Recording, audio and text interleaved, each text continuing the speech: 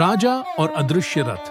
बहुत समय पहले भारत के एक प्राचीन राज्य में राजा विक्रमसेन नाम का एक न्यायप्रिय लेकिन जिज्ञासु राजा रहता था। एक रात उसने महल के आंगन में एक आवाज सुनी, रथ के पहियों की चरमराहट, पर वहां कोई रथ नहीं था।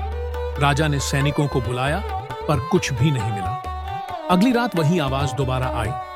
राजा ने इस बार अकेले जाने का निश्चय किया। वह धीरे धीरे आंगन की ओर बढ़ा। आवाज और तेज होती गई।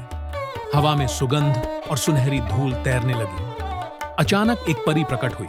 उसने कहा, राजन, यह अदृश्य रथ हर 100 वर्ष में केवल उस राजा के लिए आता है जो सच्चे दिल से अपने लोगों का दुख समझता है। अगर तुम इसमें बैठो तो तुम्हारा राज्य सुख से भर जाएगा, पर लालच मत करना।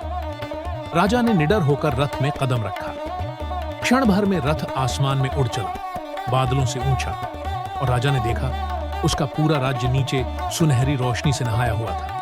पर तभी परी बोली, राजन, यह सुख केवल तब तक रहेगा जब तक तुम सत्य के मार्ग पर चलोगे। झूठ, अहंकार या लालच आया तो यह रथ हमेशा के लिए अदृश्य हो जाएगा।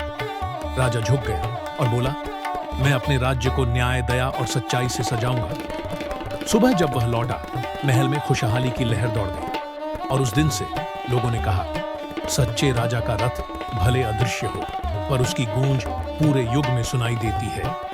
नीति: सच्चा राजा या इंसान वही है जो शक्ति नहीं, सत्य और दया से राज्य करे।